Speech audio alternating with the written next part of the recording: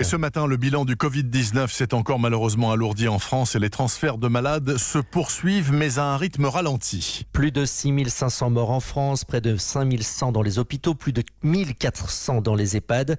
Hier, le pays a connu sa journée la plus mortelle avec 588 nouveaux décès. Et pour éviter la saturation complète des services de réanimation, les transferts de malades se poursuivent. Dans les Pays de la Loire, par exemple, on voit affluer des patients en provenance, bien sûr, d'Île-de-France et du Grand Est. Charles Guyard est à Nantes pour Europe 1. Dans les hôpitaux, le personnel fait face entre système D, solidarité et fierté.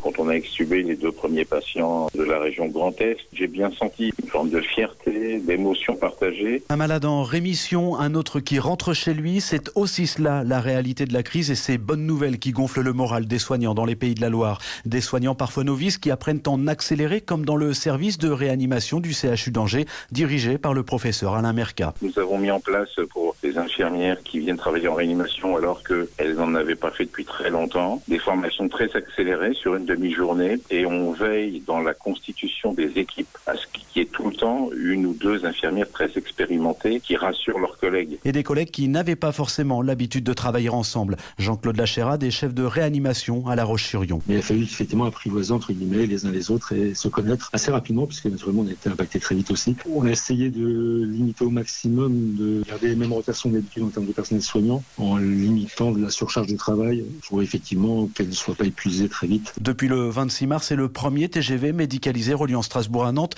75 malades originaires de l'Est et de l'Île-de-France ont été hospitalisés dans les Pays de la Loire. Nantes, Charles Guyard, Europe 1.